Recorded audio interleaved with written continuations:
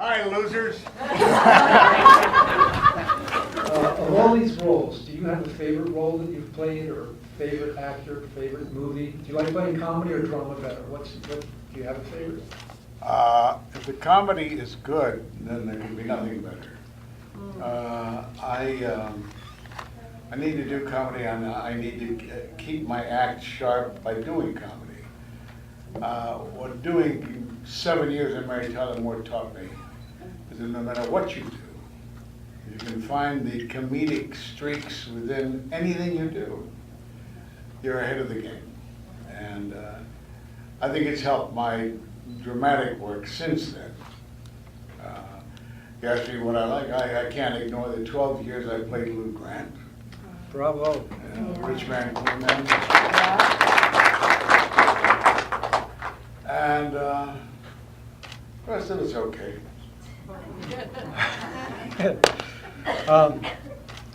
I'm going to, Ed is also a political activist, as you know, and stands for many social causes. I saw a film here this afternoon that was wonderful about the Armenian Holocaust, and also a film about Plastic Paradise, which to me, a lot of these things connect to a lot of the problems we have today. And good men, whoever orchestrated 9/11, I think it has to do with oil, and we now know that the plastic problem is connected to the oil industry too. So we can talk about that later. Before we get heavy, let's have some more fun.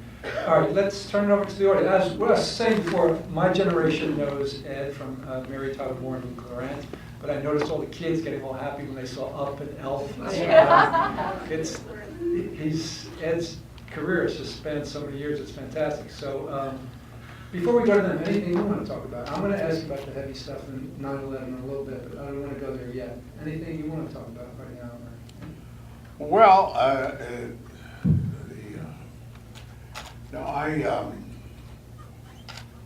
I just wonder whether I should decrease my diuretic. I am your doctor myself. I didn't realize that. All right, let's get some questions from the audience, and then you guys, when we have only a couple minutes left, like 5 or 10 minutes left, give me a sign, because then I don't want to go heavy first, because then we'll all just get depressed. Question. Depressed about what? I'd like to know what causes you're involved in. You mentioned he was involved in some causes. I'd just like to know what some of them are.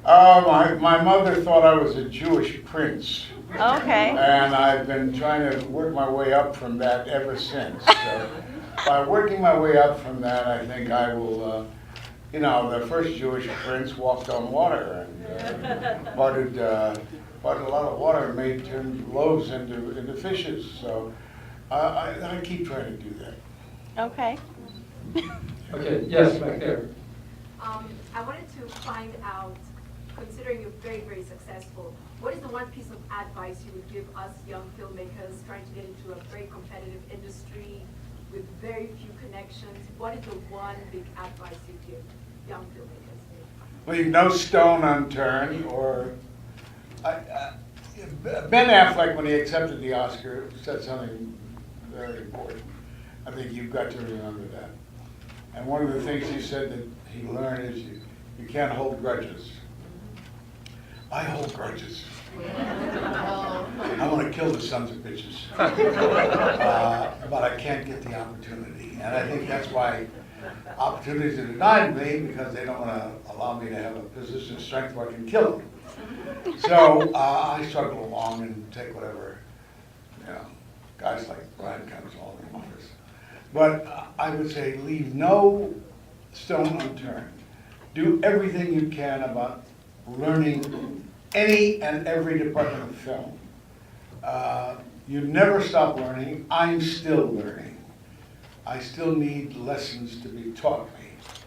And the more you can spread yourself out, but never lose sight of the goal, which is you. Never lose sight of that goal. And it's a jungle out there, and the jungle has gotten wilder and worse and more chaotic. And I don't envy you young people at all. That's an old fart speaking. I'm sure every old fart has always spoken like that in the latter days of his life. But you've got to exhaust yourself in terms of education, and you've got to learn to find the newer ways that everybody keeps inventing out there to discover that better mousetrap. It's an inexhaustible pursuit you're involved in. And you think you've got the answers, and then after 10 years of having the answers, then you're sliced stale bread. So you've got to keep on your toes and always looking for ways to reinvent yourself. Awesome. Another question? Great. Yes. I'm going to get the order of names wrong, but not long ago I read Ted and Rhoda and Mary and Lou, or whatever the book was, and one of my favorite anecdotes in that book was when you went to audition and you were too dark and too angry or something, and you left and came back and they let you audition again and you got the part. I thought it was a great story.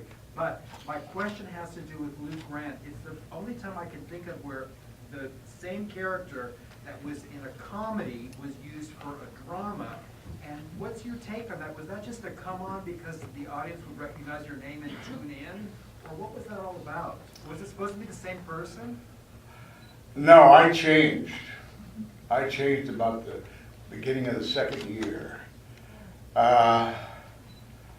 After 7 years of Mary, and CBS offered me a show, and I said, fine, and Don Burns and Jim Brooks will be its producers who produced Mary.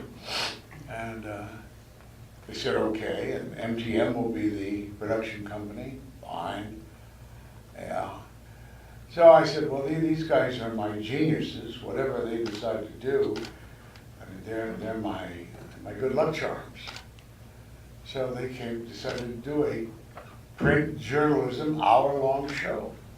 Now this is like the dark side of the moon. But because they chose it, well, fun, I'll go along. And we started to work and came to realize, and everybody was saying, all the old posts from Mary, you got to remember, you're the only thing out there to keep alive the tradition and the idea of the show. So you've got to keep the spirit, the flag going, and forging ahead fiercely. So I was in therapy at the time, justifiably so. I should be in therapy now. Because it was a 1 hour single camera show, a dramedy we call it, but a drama. You couldn't hear laughs. Anytime there was a joke, you just had to depend on the people at home. Well, like a schmuck, when I was doing the role, I decided to evidently do a facial tic, a grimace, to accustom people to when to laugh, I suppose. So as I said, I was in therapy, and I went to my therapist. I'm lying there waiting for him to say something, which he never does. And finally, I said, what do you think? He said, why do you grimace so much? And like a stark realization, I was telling the audience, this is a laugh, this is a laugh, this is a laugh. I said, what a jerk, what a jerk. I went back and forgot all the advice everybody would give me. You gotta be Lou Grant, you gotta be Lou Grant. I had primarily capitalized on my two older brothers, who were big and bombastic, and always playing tricks. I based Lou Grant on them. I said, this is a drama now. I can't base it on those two people. So I began to look more and more inward and develop my own sick self as the Lou Grant of the Lou Grant Show. Wow.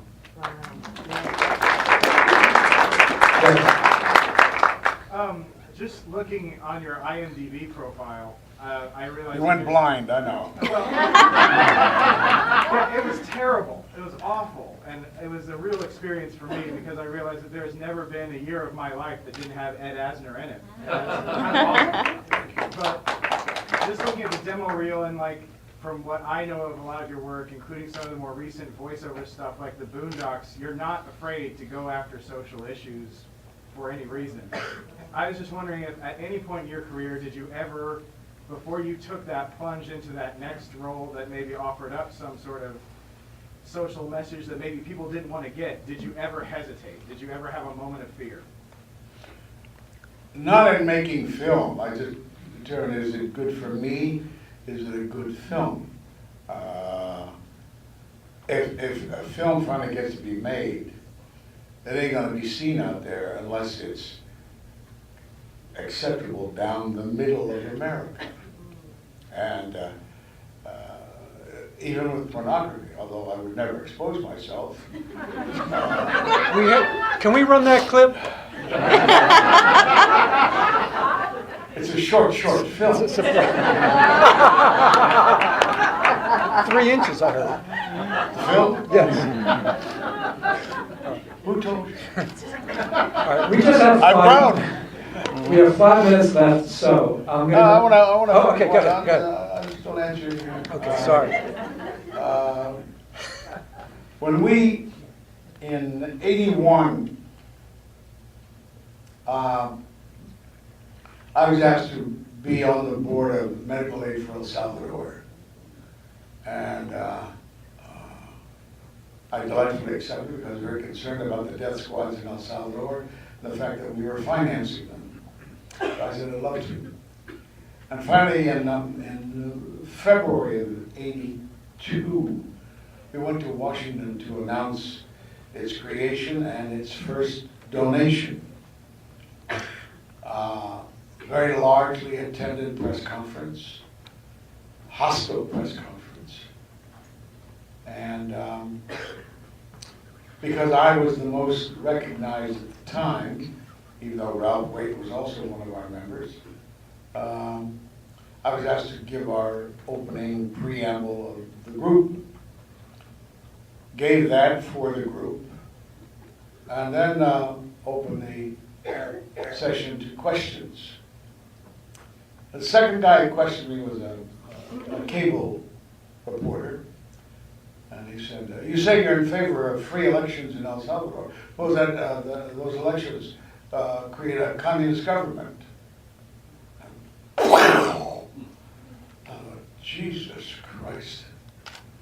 Here I've really tiptoed the line and not said anything, not provoked, not done anything. How do I answer this? And I fumbled an answer. I went on to the next question, and I mumbled some sort of answer to him.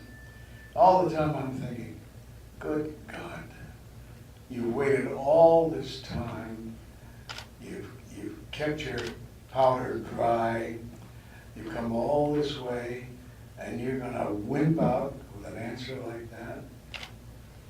And I realized I couldn't do it. So I went back to that cable report. I wasn't satisfied with my answer. All I can tell you is that if it's the government the people of El Salvador choose, then let them have it. And the thought in my brain at the time was, I'll never work again. Now that quote was never thrown back at me, but the roof fell in on my career from that point on. So that's the only time that really happened. That's the only check I made on my system. The rest of it's either been the quality of the role of the film or the money. There's a movie coming out shortly called Kill the Messenger about the reporter at the San Jose Mercury News who blew the whistle on the money. The CIA, this is not conspiracy anymore, this is out, this is fact. The CIA was raising money selling crack cocaine, predominantly in LA ghettos, to raise money for the Contra. Well, they were selling it to the LA gangs. Right. And they were the distributors and the drug lords. Hey, we only have a couple minutes left. When I made Good Men, I had the script. I didn't know that Ed was actively involved in the 9/11 Truth Movement. I wasn't ready. I just had a passion of making a film about this. I knew Mark Rydell. Mark said, you've got to get this to Ed. I didn't know why. He gave me Ed's phone number. I got it to Ed. Ed read it and liked it. We shot it in one day. We rehearsed the night before at Ed's dining room table, had a couple sandwiches and shot the next day in one day. But I then since found out that Ed's, if you haven't ever seen World Trade Center 7 come down, there's a documentary on a website called AE 9/11 Truth, Architects and Engineers from 9/11 Truth, over 2,000 architects and engineers from around the world. The most prominent architects and engineers in the world are all asking for a new investigation. Ed appears on their documentary. He's also part of Actors and Artists for 9/11 Truth. He's very big in that movement. And the question I had to you is, you know, there's so many issues, including plastic, to deal with. And that's a big one. What would you say to this audience? What can they do now, having seen this film, Good Men? Whether they believe it or not, what do we do about that 9/11 situation question and the power of the media, the power of the oil and banks? Well, I would say what I feel about 9/11, that the American people once again allowed themselves. We have been duped among every war, you could even call it the Second World War as well, about our entrance. I do a one-man show of FDR, and my justification in terms of Pearl Harbor is that FDR knew that the Japanese would have to make some kind of move, a hostile move, because their oil was being cut off. I just think that he was totally amazed that they chose Pearl Harbor to make their point, and they made it very well. So here we have in the latest paper today or yesterday, Marines grieving over the fact that Fallujah in Iran, George Bush's war, one of them. Iraq. Fallujah, that they died, a lot of guys died taking it, and driving the Al-Qaeda, Al-Taliban, whatever they were out. And the rebels have now retaken Fallujah from the government of Iraq. So my position is that every war, I mean, the Spanish-American War was manufactured. It's known that the Vietnam War was manufactured.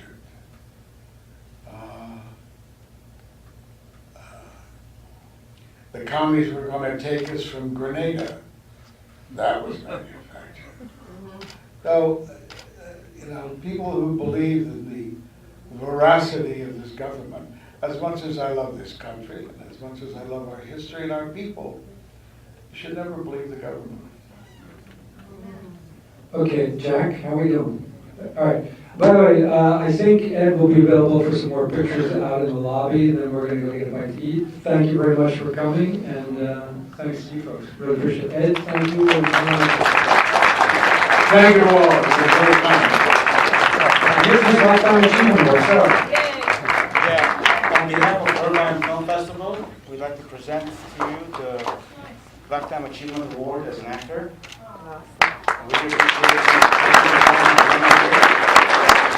I can use the building brick.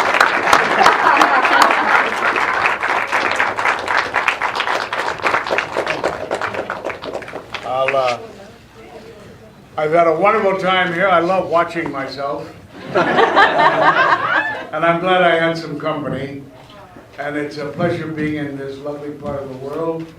And to know that I think Los Angeles is like 5th or 7th in the New York Times places to hit. And I'm sure that this little island of Orange County would probably be one of the first and loveliest places to come to. I thank you for coming to my little festival.